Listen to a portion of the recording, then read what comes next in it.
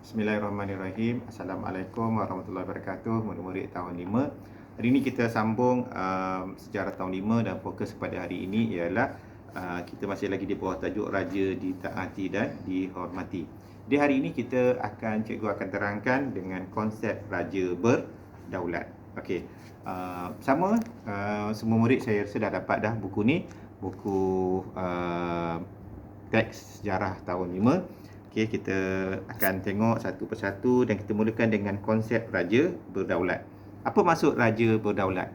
Raja berdaulat ni melambangkan kekuasaan tertinggi raja atau sultan terhadap kerajaannya. Maknanya setiap raja tu dia ada negeri. Dia ada negeri dan kedaulatan. Itu istilah yang kita guna sekarang, yang biasa kita dengar. Kedaulatan raja-raja.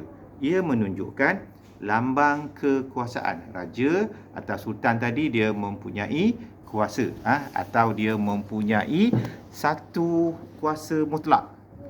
Pada zaman dahulu kita panggil dia kuasa mutlak. Tapi sekarang dia konsep yang berbeza. Derhaka pula dia perlawanan. Perlawanan itu ada konsep dia derhaka. Derhaka pula macam mana? Derhaka pula maksudnya ada kemungkaran. Ada yang mungkar, ada yang derhaka kepada raja. Dia lawan cakap raja. Dia tidak menghormati sistem perundangan. Dia menghasut orang lain pula agar membenci raja, membenci institusi raja. Itu yang dimaksudkan dengan derhaka. Okey, murid-murid sekalian, dalam buku teks ini kita akan tengok perubahan pada institusi raja.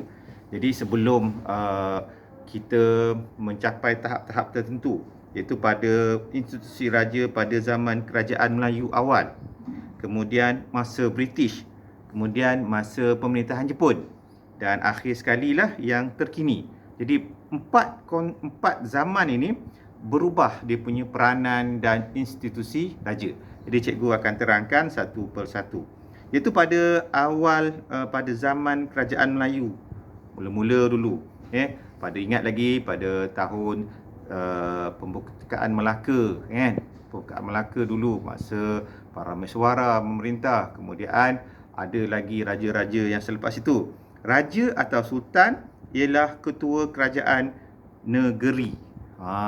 Ketua kerajaan negeri.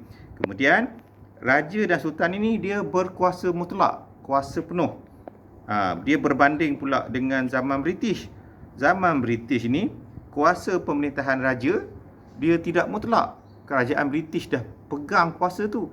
Tapi raja-raja Melayu jaga apa? Dia sebagai penasihat. Dia pegang penasihat sahaja. Kemudian dia hanya menguruskan agama Islam dan adat-adat Melayu sahaja. Okey, itu membezakannya. Ada dua zaman, iaitu zaman Melayu awal dan zaman pemerintahan British. Okey. Pada zaman kerajaan Melayu dulu, yang mula-mula dulu, raja atau sultan dibantu oleh para pembesar untuk mentadbir kerajaan negeri. Itu yang kita ada raja bendahara, ada temenggung pada masa tersebut. Tapi bila zaman penjajahan British, dia dah berubah. Kemudian pada zaman raja pada zaman pentadbiran Jepun. Pada zaman Jepun pula, raja atau sultan dikekalkan sebagai ketua negeri, namun tidak mempunyai kuasa mutlak. Raja sultan ni tak ada kuasa mutlak nak memerintah, sebab yang memerintah ni adalah kerajaan Jepun.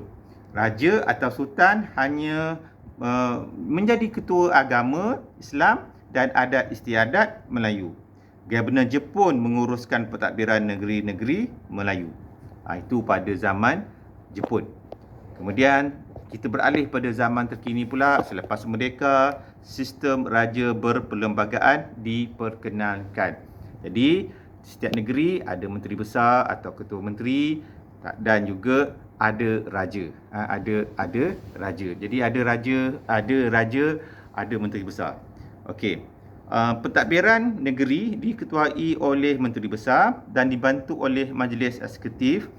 Kemudian institusi yang di-Pertuan Agong diperkenalkan selepas merdeka. Dan selepas merdeka ni, raja-raja Melayu ni bergilir-gilir menjadi yang di-Pertuan Agong. Jadi 9 orang Raja Melayu dipilih sebagai yang di-Pertuan Agong.